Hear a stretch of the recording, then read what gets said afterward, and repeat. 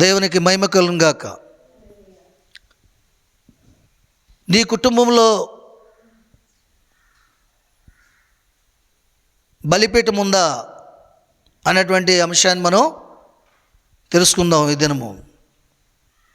ఇక్కడ చూసుకున్నట్లయితే మరొక విషయాన్ని చూపిస్తాను చూడండి మీకు.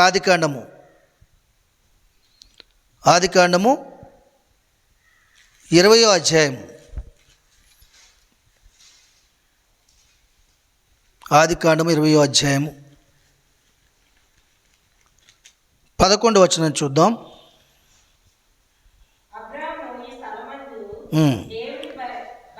అబ్రాహాము ఈ స్థలమందు దేవుని భయము ఏమాత్రమును లేదు కనుక నా భార్య నిమిత్తం నన్ను చంపుదురు అనుకుని చేసి తిని. చాలండి. ఈ సందర్భం ఎవరి మధ్య జరుగుతుంది? అబ్రాహాము అబీమెలెకు రాజు మధ్య జరుగుతుందండి. ఏమంటున్నాడు ఆయన? అబ్రాహాము ఈ స్థలమందు దేవుని భయము ఏమాత్రం లేదు కనుక నా భార్య నిమిత్తం నన్ను చంపుదురు అనుకుని చేసి తిని అని చెప్తున్నాడు. ఆమేన్. అబీమెలెకు ఈ లోకంలో చాలా గొప్ప రాజు, ధనవంతుడు, దేశానికి అధిపతి అయినప్పుడు కూడా ఆయన ఇంట్లో ఏం లేదంట. ఆయన దేశంలో ఏం లేదు, దేవుని భయం ఎంత మాత్రం లేదట, ఏమాత్రం కూడా లేదటండి. చాలామంది క్రైస్తవులుగా ఉంటారు, దేవుని మాటని వింటారు, విడిచిపెడతారు. వారిలో ఏముండదు, దేవుడు గద్దించినప్పుడు సరి చేసుకోరు. ఎందుకు సరి చేసుకోరు? దేవుని భయం వారిలో లేదు.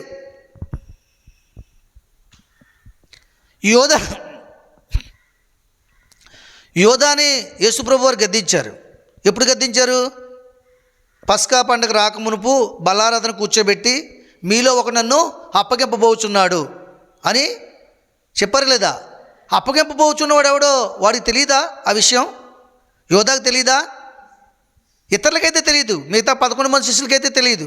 యోధాకు మాత్రం తెలుసు. అతని బేరం ఆడుకున్న సంగతి తెలుసు, డబ్బుకు అమ్మేస్తున్నట్టు తెలుసు. యోధాకు తెలియదా? నేనే ప్రభువా, నిన్ను అమ్ముకునేవాడు నేనే ప్రభు అని సరి చేసుకోవడానికి అక్కడ ఒప్పుకున్నాడా? ఒప్పుకోలేదు. హృదయంలో దురాశను విడిచిపెట్టలేదు. అంటే అతను ఏం లేదు, దేవుని భయం ఏమాత్రం. దేవుడితోటే ఉన్నాడు, దేవుడితోటే తిరిగాడు, ఎక్కడెక్కడ అద్భుతాలు సూచక్రియలు చేశాడు ప్రభు, అన్నీ కూడా చూశాడు కనులారా. కానీ తన మనసు ఎక్కడుంది? ధనాపేక్ష, ధనం మీద ఉంది. పోనీ ధనం మీద ఉంది కదా, ఈ ధనం సంచి ఇతనికి ఇద్దామని చెప్పేసి అతనికి అప్పగించారు ప్రభువారు. అయినా సరే అతను తృప్తి లేదు. దినదినము వచ్చే ధనమంతా దాచుకునేవాడు, పట్టుకెళ్ళి కొంత ఇచ్చేవాడు, కొంత దాచుకునేవాడు. అప్పుడు చాలా సంపాదించాడు, అయినా సరే ధనం మీద ఆశ పోలేదు. ఆఖరికి ప్రభువునే అమ్మి వేసుకున్నాడు. చూసారా? మరి ఇక్కడ చూసుకున్నట్లయితే ప్రభు గద్దించాడు, అతను ఏం లేదు, అతని హృదయంలో దేవుని భయము ఏమాత్రమునో లేదు. కాబట్టి తన మనసులో ఉన్నటువంటి దురాశను నెరవేర్చుకుని తనకు తానే ఉరిపెట్టుకుని చనిపోయాడు. దేవునికి విరోధమైన ఆయుధం ఏది కూడా నిలిచుండదని జ్ఞాపకం చేస్తున్నాడు దేవుడు మనకి. కాబట్టి దేవునికి విరోధమైన మనిషి కానీ ఆ మనసు కానీ దేవుని సందులో దేవుని మహింపరచలేరు. దేవునికి ఎలా ఉండాలి? ఇష్టలుగా ఉండాలి. సర్వోన్నతమైన స్థలంలో దేవునికి మహిమయు, ఆయనకి ఇష్టమైన మనుషులు భూమి మీద సమాధానం. దేవుని మహిమపరిచే జీవిత విధానం, కుటుంబం నీకు ఉన్నప్పుడు భూమి మీద నీకు సమాధానం ఉంటుంది, నెమ్మది ఉంటుంది, ఆనందం ఉంటుంది, సంతోషం ఉంటుంది. నీ కుటుంబానికి గొప్ప ఖ్యాతి, ప్రఖ్యాతి, ప్రభావం కూడా దేవుడు కలుగజేయనుగాక. ఆమేన్.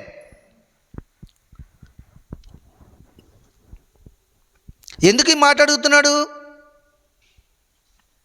అమ్మా, ఎందుకు ఈ మాట అడుగుతున్నాడు? అబ్రాహాం ఎందుకు చెప్తున్నాడు? ఈ స్థలమందు దేవుని భయము ఏమాత్రము లేదు కనుక నా భార్య నిమిత్తం నన్ను చంపుదురేమనుకుని చేసి అన్నాడు. అక్కడ ఎందుకు అడుగుతున్నాడంటే అబ్రహాము భార్య శారాయు ఆ దేశంలోకి వెళ్ళినప్పుడు మరి రాజు ఆమెను చూసి ఏం చేసి కొంతమందిని పంపించి ఆమె ఇంటికి, ఆయన ఇంటికి తెచ్చుకున్నాడు లేదా? తెచ్చుకున్న తర్వాత అక్కడ ఏం జరిగిందంటే దేవుడు కూడా వెళ్ళాడు ఆమెతోటి. చెప్పలు కొడదాం ఒకసారి. ఎవరు వెళ్ళారు? దేవుని వాక్ కూడా వెళ్ళింది. ఆమెతో పాటు వెళ్ళిందనమాట అండి. వెళ్ళిన తర్వాత ఆ పైన చూసుకున్నట్లయితే 20వ అధ్యాయం 1వ వచనంలో, అక్కడి నుండి అబ్రాహాము దక్షిణ దేశమునకు తరలిపోయి కాదేశుకును షూరుకును మధ్యప్రదేశంలో నివసించి గెరారులో కొన్నాళ్ళు ఉండెను. అప్పుడు అబ్రాహాము తన భార్య అయిన శారాను గూర్చి, ఈమె నా చెల్లెలని చెప్పిన గనుక గెరారు రాజు అయిన అబీమెలెకు శారాను పిలిపించి తన ఇంట చేర్చుకునెను. అయినను రాత్రివేళ దేవుడు స్వప్నమందు అబీమెలెకు నొద్దకు వచ్చి, నీవు నీ ఇంట చేర్చుకున్న స్త్రీ ఒక పురుషునికి భార్య గనుక ఆమె నిమిత్తం నువ్వు చచ్చినవాడు సుమా అని చెప్పాను. అయితే అబీమెలెకు ఆమెతో పోలేదు గనుక అతడు, ప్రభువా, ఇట్టి నీతిగల జనమును హతము చేయుదువా? ఈమె నా చెల్లెలని అతడు నాతో చెప్పలేదయా? మరియు ఆమె కూడా అతడు నా అన్న నేను చేతులతో ఏ దోషము చేయక యథార్థహృదయంతో ఈ పని చేసేదని అనుకున్నాను. అందుకు దేవుడు, అవును, యథార్థహృదయంతో దీన్ని చేసేవన్నీ నెరుగుదును. మరియు నీవు నాకు విరోధంగా పాపం చేయకుండా నేను నిన్ను అడ్డగించుతుని, అందుకే నేను నిన్ను ఆమెను ముట్టనీయలేదు. కాబట్టి మనుషుని భార్యను తిరిగి అతనికి అప్పగించుము. అతడు ప్రవక్త, అతడు నీ కొరకు ప్రార్థన చేయను, నీవు బ్రతుకుదువు. నీవు ఆమెను అతన్ని అప్పగించిన ఎడల నీవు నీ వారందరూ నిశ్చయముగా సత్యద్రని తెలుసుకున్నామని స్వప్నమందు అతనితో చెప్పాను. దేవునికి మహిమ కలుగుగాక. చూసారా, ఈయన ఎవరు? గెరారు రాజు అబీమెలెకు. ఆయన శారా చాలా అందమైనదని గ్రహించినప్పుడు, తెలుసుకున్నప్పుడు ఆమెను పిలిపించాడు ఇంటికి, ఆమెను అనుభవించడానికి. వెంటనే దేవుడు కలగజేసుకున్నాడు అక్కడ. అబ్రహాం ఎందుకు వెళ్ళలేదు? అబ్రహాం ఎందుకు కలగజేసుకోలేదు? అందుకని విశ్వాసాల తండ్రి అయినాడు ఆయన. ఆయన పిలిచిన దేవుడు ఆయన భార్యతో ఉండడం సంగతిని ముందుగానే గ్రహించిన ఆయన. చెప్పడం కూడా దేవుని మహిమపరుద్దాం. నీకేదైనా సమస్య వచ్చినప్పుడు నీ పిలిచిన దేవుడు నీతో ఉండడం సంగతిని మర్చిపోయి డబ్బు కావాలంటే వడ్డీ వ్యాపారస్తుల దగ్గరికి, వైద్యం కావాలంటే డాక్టర్ దగ్గరికి, ఏమండి సహాయం కావాలంటే అనుజనుల దగ్గరికి వెళ్ళి చేతులు చాపుతుంటాం మనం. ఇది దేవుని దృష్టికి ఎంత మాత్రం కూడా యోగ్యమైనది కాదు. నేను ఏ స్థితిలో ఉంచాడు దేవుడు, ఆ స్థితిని బట్టి దేవుణ్ణి మహింపరచాలి. నన్ను బలపరచిన వాడిని నేను సమస్తం చేయగలను పౌలు గారు అంటున్నారు. నేను ఏ స్థితిలో ఉన్నాను? సంపన్న స్థితిలో ఉన్నాను, దేని స్థితిలో ఉన్నాను, దరిద్ర స్థితిలో ఉన్నాను. ఆ స్థితిని బట్టి దేవుని మహింపరుస్తున్నానని చెప్తున్నాడు ఆయన. మనం ఏ స్థితిలో ఉన్నా, ఏ పరిస్థితిలో ఉన్నా, ఎలాంటి శ్రమలో ఉన్నా, ఎలాంటి ఇరుకులో ఉన్నా, ఇబ్బందులు ఉన్నా, ఆ ఇబ్బందిని బట్టి, ఇరుకుని బట్టి కూడా దేవుని మహింపరచాలి. ఆమేన్. ఏంటమ్మా తీరని రోగం కలిగి ఉన్నావు, దేవుడిని నమ్ముకున్నావు, నీ స్వస్థత రావట్లేదు, మరి ప్రతిరోజు ఆరాధనకి వెళ్తావు, ప్రార్థన చేసుకుంటావు అని ఎవరైనా అనుజనులు ప్రశ్నించడానికి మనం ఏం చెప్పాలి? నా దేవుని చిత్తమే నా జీవితంలో జరుగుతుంది తప్ప నా ఇష్టం జరగదు. దేవునికి అప్పగించుకున్నాను. ఆయన ఎప్పుడు తీసేయాలంటే అప్పుడు తీసేస్తాడు. దాంతవరకు నేను భరిస్తాను, అంతవరకు నా దేవుని నిమిత్తం నేను కనిపెడతాను, విశ్వాసం కలిగి జీవిస్తానని వారికి బదులు చెప్పినప్పుడు దేవుడంటే ఎంత ప్రేమ, దేవుడంటే ఎంత భక్తి, ఎంత విశ్వాసం ఆమెకని నీ గురించి వాళ్ళు సాక్ష్యం చెప్తారు. ఆమేన్. చాలామంది క్రైస్తవ జీవితంలో ఏమంటారంటే, దేవుడు మాకు ఏమీ చేయలేదు, నన్ను బాగు చేయలేదు, నాకు పిల్లలు ఇవ్వలేదు, నాకు ఆస్తి లేదు, నా అప్పులు తీర్చలేదు. అందుకోసం వచ్చాడు ఆయన. అండ్ అప్పులు తీర్చడానికి వచ్చాడు యేసయ్య. తప్పగా తీరుస్తాడు యేసయ్య అప్పులు. ఎందుకంటే సకల ఘనతలు ఐశ్వర్యాలు చేతిలో ఉన్నాయి. ఎప్పుడు తీరుస్తాడు? ఆయన నిమిత్తం నువ్వు అప్పు చేస్తే తీరుస్తాడు. ప్రవక్త భార్య పిల్లలు తీసుకెళ్ళిపోతారన్నారు కదా, ప్రవక్త అప్పులు చేసి దేవుని నామను మహింపరిచాడు, దేవుని కోసం ఖర్చు పెట్టాడు, సేవకునితో తిరిగాడు, సహవాసం కలిగి దేవుని నిమిత్తం అర్పణ చేశాడు, అప్పులైపోయాడు. అప్పుడు అప్పులు వాడు వచ్చి వాళ్ళ ఇద్దరు పిల్లల్ని తీసుకెళ్ళిపోతాడంటే మరలా జ్ఞానంతో ఎక్కడైతే ఆయన ఖర్చు చేశాడో, ఎక్కడైతే ఆయన సహవాసం ఆ స్థలంకి వెళ్ళి మరి అడగలేదా ప్రవక్తని? ఆమె అడిగినప్పుడు దేవుడు అప్పులు తీర్చలేదా? వాళ్ళ ఇంట్లో నూనె నింపి ఎందుకు చేయడు? ఆయన నిమిత్తం చేత ఆయన తీరుస్తాడు. నీ నిమిత్తం, నీ భోగహెచ్చల నిమిత్తం, నీ శరీర హెచ్చల నిమిత్తం, వెండి బంగారాల కోసం, ఈ లోక సంబంధమైన దరిద్రమైన స్థితులన్నింటి కోసం అప్పులు చేసి మన స్తోమతకు మించిపోయి అప్పులు చేస్తే ఆయన ఎందుకు తీరుస్తాడండి? నీ అప్పు ఒకటి ఉంది, నువ్వు తీర్చలేని అప్పు, అది ఎప్పటికలా ఉండిపోద్ది. ఆ రుణాన్ని తీర్చాడు చాలా. ఆయన ఏంటి రుణం? పాపం అనే అప్పు, శాపం అనే అప్పు ఆయన తీర్చాడు కదా సిలువ మీద. జ్ఞానం కలిగి మాట్లాడాలి మనం. దేవుని నామాన్ని అవమానపరిచేవారుగా ఉండకూడదు, మహింపరిచేవారుగా ఉండాలి. మన సాక్ష్యం గొప్పదై ఉండాలి. దేవునికి మహిమ కలుగును గాక. హల్లెలూయా. చూసారా, ఎప్పుడైతే అక్కడ దేవుని సన్నిధానంలో మరి అక్కడ ఏం జరిగింది? అక్కడ అబీమెలెకు ఈ విషయాన్ని తెలుసుకున్న తర్వాత మళ్ళీ అబ్రాహాం దగ్గరికి వచ్చాడు. అబ్రాహామా, నువ్వు చేసిన పని ఏంటి? నా చెల్లెలని చెప్పావు, నువ్వు చెప్తే చెప్పావు, నీ భార్య కూడా నా అన్నని చెప్పింది. ఎందుకంటే మనం ఏ దేశంలోకి వెళ్తున్నామో ఆ పరిస్థితులు ఏంటో, అక్కడ ఉన్నటువంటి దుర్మార్గ స్థితితో తెలుసుకుని వెళ్ళాలి. అప్పుడు జాగ్రత్తగా జీవిస్తాం. అక్కడ ఉన్నదేంటి? దేవుని భయము లేని స్థితి ఉంది ఆ దేశంలో, గెరారు దేశంలో. ఆ రాజు కూడా అలాంటి వాడే కదా. కాకపోతే పొరుగువారి భార్యని ఎందుకు ఆశిస్తాడు? రాజుకు అప్పటికే 100 మంది భార్యలు ఉంటారు, ఇంకా ఈ పేదవాడైన అబ్రహాం భార్య కావాలా? అదే దేవుని భయం అతనుకుంటే అందం, మోసం, సౌందర్యము వ్యర్థమైన సంగతిని జ్ఞాపకం తెచ్చుకున్నాం. కాబట్టి దేవుని సందులో ఇక్కడ ఏం జరిగిందంటే, ఎప్పుడైతే దేవుడు మాట్లాడాడో ఆ విషయం తెలుసుకుని తిరిగి తీసుకొచ్చి మళ్ళీ అబ్రహాంకి అప్పగించి కొన్ని వనరులు ఇచ్చి ఏమండి క్షేమంగా తీసుకొచ్చి ఆయనకు అప్పగించి, అంతవరకు కూడా అబీమెలెకు గృహంలో రోగములు, గర్భాలు తెరవబడకపోవడం అర్థమవుతుందా? ఆ స్త్రీలందరూ కూడా, ఆ ఇంటి వారందరూ చాలా ఇబ్బంది పడ్డారండి. దేవుని బలిపీఠం, దేవుని ప్రార్థన, దేవుని కంచే ఏ కుటుంబానికి, ఏ వ్యక్తికి అయితే ఉండదో ఆ హృదయం వేదనకరంగా ఉంటుంది, నెమ్మది లేని జీవితం ఉంటుంది. బిడ్డలను బట్టి నువ్వు బిడ్డలను కన్నావు, కానీ బిడ్డలను బట్టి సంతోషించలేవు. భర్తను చేసుకున్నావు, భర్తని బట్టి సంతోషించలేవు. అన్నం వండుకున్నావు తిందామని, ఆ సమయాన్ని తినలేవు. కాబట్టి దేవుని ఏళ్ళు గురికాలుగా ఉండాలి మనం.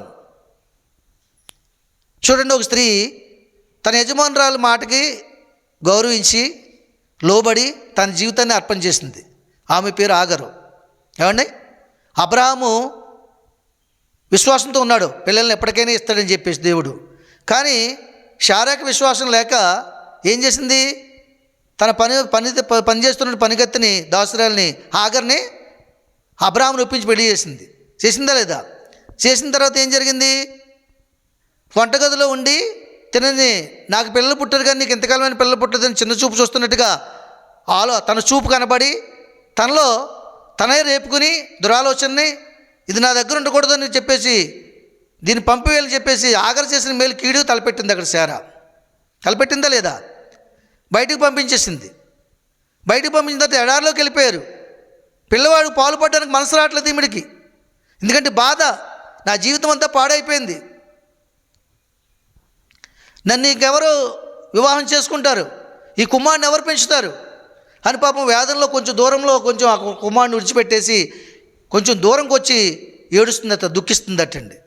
దుఃఖిస్తున్నప్పుడు ఆ దుఃఖం ఎవరు చూశారు? చూడండి అక్కడ 20 చూడండి, అక్కడ ఆదికాండం 28,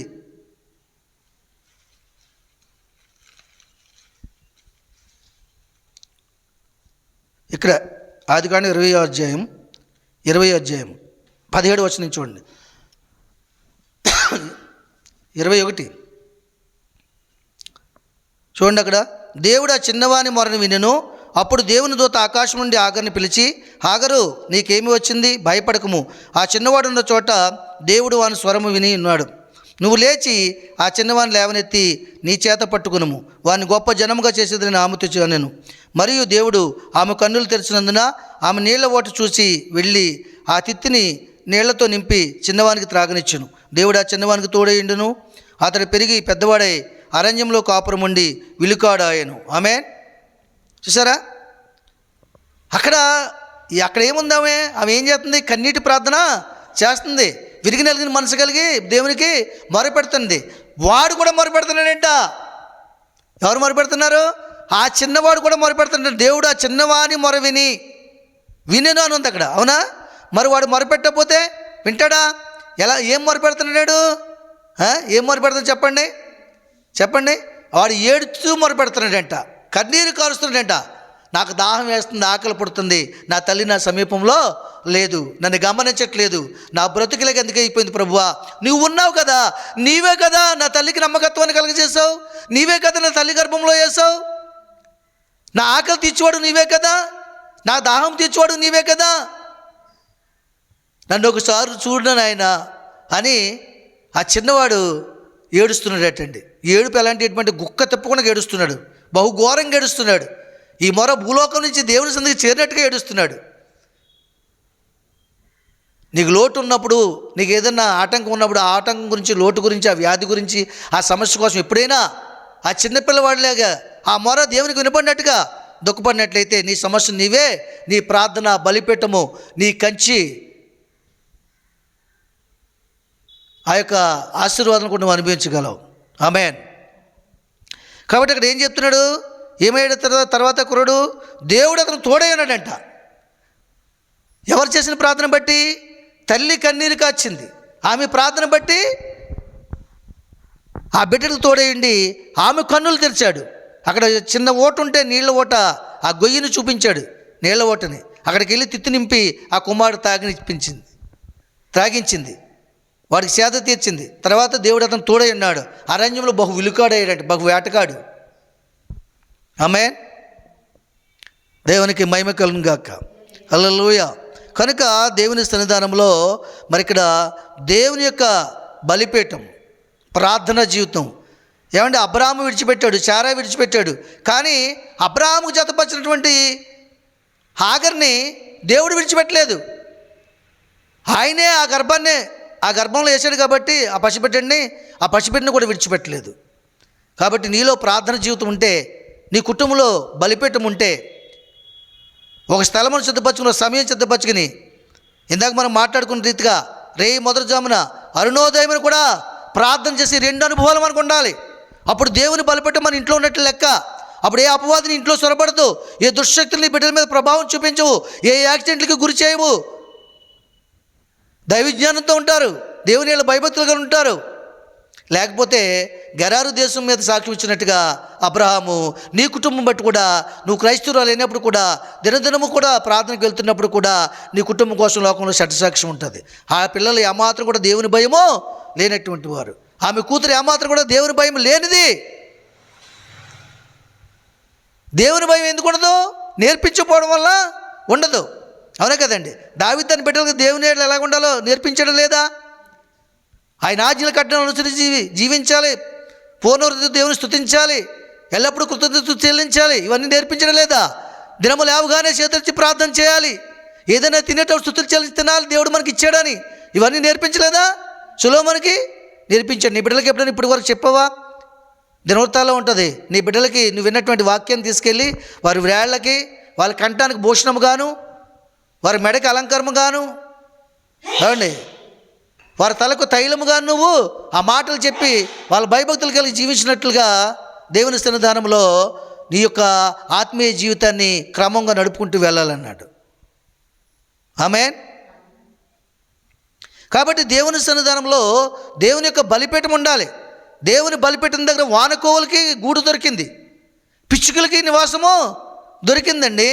ఆ రెండింటిని బట్టి ప్రపంచంలో ఉన్న పక్షులన్నీ కూడా పోషింపడుతున్నాయి. ఆమేన్.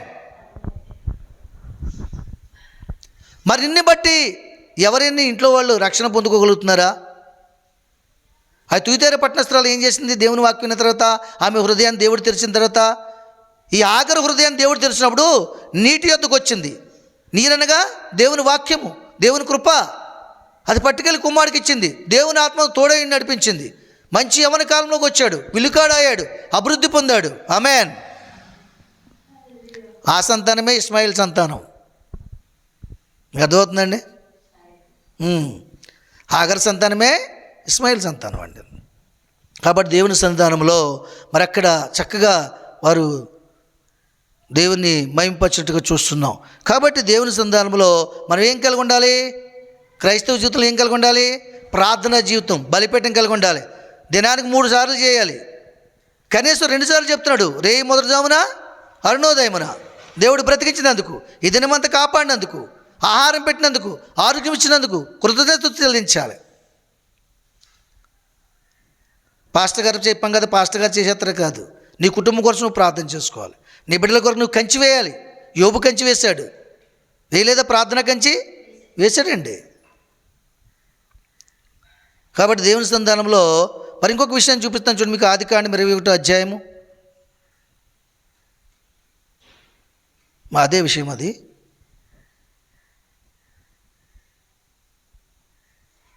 సరే, ఒక విషయం చూపించు. సామెతల గ్రంథం తీయండి, 29వ సామెతలు.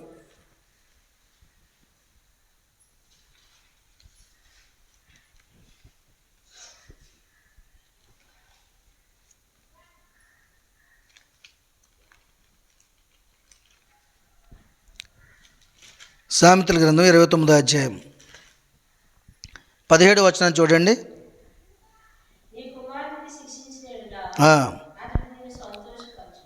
నీ కుమారుని శిక్షించిన ఎడల అతను నేను సంతోషపరచును, నీ మనసుకు ఆనందము కలుగు చేయను. చూసారా, కుమారుని ఏం చేయమన్నాడు ఆయన? శిక్షించాలటండి. శిక్షించిన ఎడల అతను నేను సంతోషపరచును, నీ మనసునకు ఆనందము కలుగు చేయను. ఆమేన్. చూడండి, మాస్టర్ గారు ఒక హోంవర్క్ ఇస్తాడు, లేకపోతే ఒక లెక్క చెప్పమంటాడు స్కూల్లో. ఈరోజు రేపు అప్పచెప్పాలని చెప్తాడు, రేపు రాసేవాళ్ళని చెప్తాడు, చూడకుండా చెప్పమని చెప్తాడు. అది తీసుకొచ్చి ఇంటికి వచ్చి చదువుకున్న తర్వాత రేపు వెళ్ళి చెప్తే అతను ఏం చేస్తాడు? మంచి స్టూడెంట్ అని మంచి పేరు పెట్టి కనపరుస్తాడు, ఒక లీడర్షిప్ ఇస్తాడు క్లాస్లో. అవునా కదండి? అలాగా అప్పచెప్పలేదనుకో, మాస్టర్ గారు ఏం చేస్తారు? నాయన బాలేగా అప్పచెప్పకుండా మానేస్తారా బాబు, పర్వాలేదు ఇలాగే వచ్చే స్కూల్కి అంటాడా? అండ్ ఏం చేస్తాడు? బెత్తం పెట్టిండు వేస్తాడు. మచ్చటి రోజు వీడేం చేస్తాడు? స్టూడెంటు మచ్చటి రోజు ఏం చేస్తాడు? ఈ దినము దెబ్బలు తిన్న దినమున చదువుకుని సిద్ధపడి వెళ్ళి అప్పచెప్తాడు. అప్పుడు బల మంచి ఏమంటాడు? నా విద్యార్థి అంటాడు, నా శిష్యుడా అనొచ్చు కూడా. ఏమండి? కాబట్టి మరి అతను సంతోషపరుస్తాడా లేదా? అప్పచెప్తే శిక్షించాడు కాబట్టే కదా మాస్టర్ గారిని సంతోషపరుస్తున్నాడు. నీ మనసుకు ఆనందం కూడా కలుగజేస్తాడు. నీ బిడ్డలను ఏం చేయాలంట? ఏం చేయాలి? శిక్షించాలి. శిక్షించాలంటే మరణం పొందినట్టుగా అంతగా కొట్టకూడదు. వాళ్ళు సరిచేసుకోబడేటువంటి గద్దింపు చేసి వాళ్ళని కొట్టాలి, సరి అవ్వడానికి మాత్రమే. ఇక్కడ చూస్తున్నాను నేను చాలామంది పిల్లల్ని చిన్న వయసు నుంచి కూడా ఒక దెబ్బేయడం చూడలేదు ఎప్పుడు కూడా ఎవరిని నేను. అందుకని వాళ్ళు సంధికి ఎక్కడ వస్తారా? నువ్వంటే భయం ఉంటుందా? నీ మాట అంటే భయం ఉంటుందా? మాస్టర్ అంటే భయం ఎప్పుడు ఉంటుంది? లెక్క తప్పు చెప్పినప్పుడు బెత్తంతో కొడితే అప్పుడు భయం వస్తుంది స్టూడెంట్కి. నీ పిల్లలకు కూడా వాళ్ళు ఏదైనా చిన్న చిన్న తప్పులు చేసినప్పుడు తెలియని పిల్లలని సమర్థించుకోకూడదు. ఈవేళ తెలియని తప్పులు చేస్తారు, తెలిసాక తప్పులు చేస్తారు. దానికి కారణం నువ్వే అవుతావు. అవునా కదండి? దానికి కారణం ఎవరవుతారు? మనమే అవుతాం. కాబట్టి చిన్న చిన్న తప్పుదిముల నుంచే మనల్ని వారు చర్చ చేయాలి. పొరుగువాడు చాక్లెట్ ఇవ్వకుండా నువ్వు ఎందుకు లాక్కున్నా పిల్లడి చేతిలోది? ఇస్తేనే కదా తీసుకోవాలి. నీకు ఆకలి పుడుతున్నా నాకు అడగొచ్చు కదా, ఇది తప్ప కదా, మరెన్నడూ అలా చేయనని చెప్పని ఆడు చెప్పినంత వరకు 2-3 వేయాలి చురకలేవు. అప్పుడు మరలా వాడు ఎలా చేస్తాడా? చేయడు. అలా కావనుగా తెలియని పిల్లడే కదా, వాడు తినేవాడే, వాడికి చాక్లెట్ అంటే ఇష్టమే, వీడికి చాక్లెట్ ఇష్టమే, కాబట్టి తీసుకుంటే తప్పేటి కొనిచ్చేస్తాను రండి అంటే అది న్యాయమా? వాడు దానికి అలవాటు పడతాడు. ఇంకా ఎక్కడ దొంగతనాలు చేస్తే ఎక్కడ కడతాను వాటికెళ్ళి డబ్బు? చెప్పండి. ఎవరి జీవితాన్ని పాడు చేస్తే వాళ్ళ జీవితాన్ని మళ్ళీ తిరిగి ఇవ్వగలవు నువ్వు? కాబట్టి నీ పిల్లలకి బాలుడైనప్పుడే క్రమాన్ని నేర్పాలంట, నడకని నేర్పాలంట. పాస్టర్ గారు వస్తే ఎలా వందనాలు చెప్పాలో, పాస్టర్ గారికి ఎలా వందనాలు చెప్పాలో, హల్లెలూయా ఎలా చెప్పాలో, స్తోత్రం ఎలా చెప్పాలో, ఆమేన్ ఎలా చెప్పాలో, వాక్యం ఎలా చెప్పాలో. నేను ఈరోజు వాక్యం ఇస్తున్నాను, రేపు సండే స్కూల్కి వెళ్ళి నువ్వు చదివిది అప్పచెప్పాలి. నువ్వు అన్ని పిల్లలకి ఎప్పుడైనా వాక్యం ఇచ్చావు? నువ్వు వాక్యం ఎందుకు ఇస్తావు? సెల్ ఫోన్ ఇస్తావు. దేవుని స్తోత్రం. సెల్ ఫోన్ ఇస్తావు, బాగా నొక్కుని గేమ్లు ఆడరా బాబు అని. పాలుకి ఏడుస్తున్న పిల్లోడికి ఏమండి, పాలుకి ఏడుస్తున్న పిల్లోడికి పాలు పడుతుంటే ఊరుకోవట్లేదాడు, సెల్ ఫోన్ ఇస్తే ఊరుకుంటున్నాడు. నేను చాలా చోట్ల చూశాను.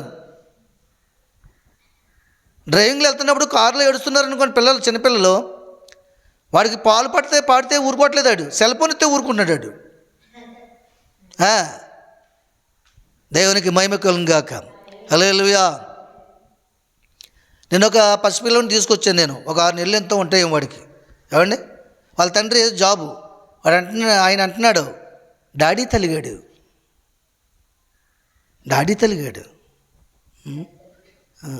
ఓటునానా ఏమండి, ఏసీ ఎక్కువ పెట్టండి, మా వాడికి ఏసీ ఎక్కువ అలవాటు. ఏసీ బాగా ఎక్కువ ఉండాలండి, ఏసీ ఎక్కువ పెట్టండి అలవాటు అండి. సరే, పిల్లల్ని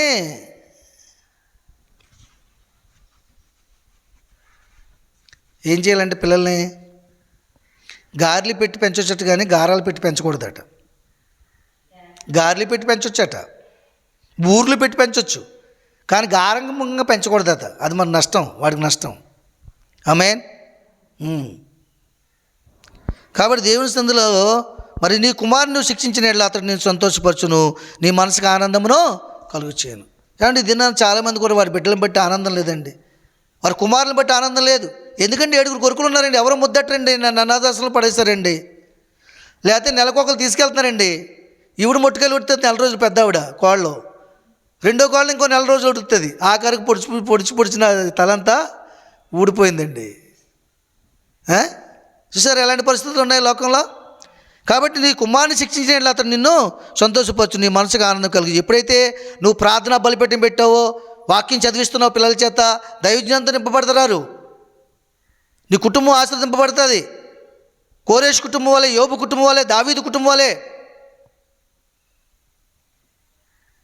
ఎంతగానో ఆశీర్వదింపబడతారు వారు. యాకోబు కుటుంబం వలె. దేవునికి మహిమ కలుగును గాక. కాబట్టి నీ మనసుకు ఆనందం కలిగచేయాలి నీ పిల్లల్ని బట్టి నువ్వు ఆనందించాలి. నిజంగా అతను డాడీ తల్లిగాడని చెప్పేసి ఎంతో ఆనందిస్తున్నాడు. మొన్నప్పుడు ఒక రోజు తర్వాత విపరీతంగా ఏడుపు మొదలు పెట్టాడంట ఆ అబ్బాయి. నేను దించిన రోజుని నేను తీసుకెళ్ళాను. ఏడుపు మొదలు పెడితే ఇక ఎంత మాత్రం కూడా ఊరుకోవట్లేదటండి. అప్పుడు వాళ్ళందరూ కాళ్ళు పట్టడం మొదలెట్టారట. అమ్మమ్మ, తాతయ్య, దగ్గర వాళ్ళు అందరూ కాళ్ళు పడుతుండగా ఊరుకుంటాడట. చూడండి మరి, ఆశ్చర్యం వేసింది అంటాడు ఆయన. దేవుని స్తోత్రం.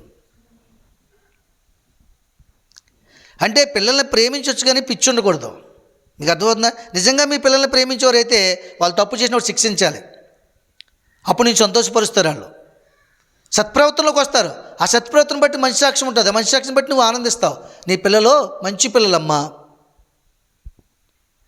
అని చెప్పినప్పుడు సంతోషమే కదా. నీ మనసుకు ఆనందం కూడా కలుగజేస్తారు వాళ్ళు. ఎలాగ ఆనందం కలుగజేస్తారు? దేవుడి సందులో పెంచినప్పుడు, ప్రార్థన జీవితం కలిగినప్పుడు, వాక్యానుసరమైన జీవితం కలిగినప్పుడు, పాటలు పాడుతున్నగా పెద్ద పెద్ద మీటింగ్లో ఆ అబ్బాయి ఎవరబ్బాయి, ఆ తల్లి ఎంత భక్తిగా పెంచిందో, ఎంత చక్కగా వాక్యం చదువుతున్నాడో, ఎంత చక్కగా ప్రార్థన చేస్తున్నాడో అని మంచి సాక్ష్యం. ఆమేన్. అదే సామెతలు 30:11 కూడా చూడండి.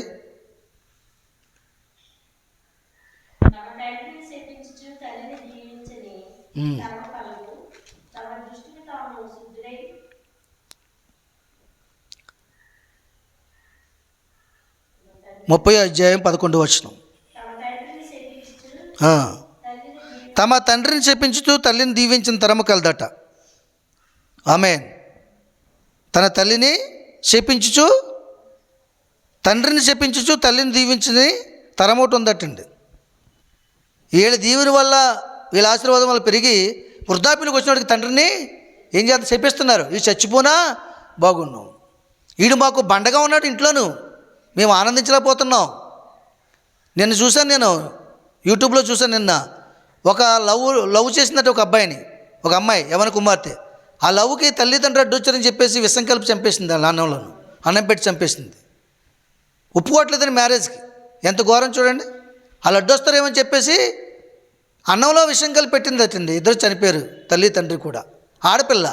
కూతుర్లు పర్వాలేదు బాగానే ఉంటారు అంటారు కదా, కూతుర్ల సాక్ష్యాలు కూడా ఇలా ఉన్నాయి అండి. ఇంతవరకు కొడుకుల సాక్ష్యాలు విన్నాను నేను, అలాగా కూతురు సాక్ష్యాలు ఇలా ఉన్నాయండి. ఎంత ఘోరం చెప్పండి. దేవునికి మహిమ కలుగును గాక. కాబట్టి తమ తండ్రిని చెప్పించుతూ తల్లిని జీవించిన తరము కలదు. తండ్రిని చెప్పించి తరం వచ్చేసిందంటే ఇప్పుడు అదే వచ్చింది. మరి తల్లిని మంచిగా చూడలేని తరం వచ్చేసింది. ఇప్పుడు ఆ తరంలో ఉన్నాం మనం ఇప్పుడు. కాబట్టి ఎప్పటికైనా నువ్వు బలిపెట్టని కట్టుకో, నీ ఇంట్లో బలిపెట్టని ఏర్పరచుకో, నీ హృదయంలో ఏర్పరచుకో. ప్రార్థనా జీవితం లేకపోతే నువ్వు కన్న బిడ్డల చేత నువ్వు శపించబడతావు. వాళ్ళని కీడు కోరుకుంటారు, వాళ్ళ చేతులతో హత్య చేసేస్తారు. ఎందుకంటే వాళ్ళకి భయము భక్తి నేర్పలేదు కనుక, వాళ్ళు చేసిన తప్పులు సపోర్ట్ చేస్తారు కనుక. అటు స్థితి మన కుటుంబాల్లో ఉండడానికి వీల్లేదు. దేవునికి మహిమకరంగా జీవించాలి, ఆశీర్వాదకరంగా దిగించాలి. దేవుడి మాటలు దీవించును గాక. ఆమేన్.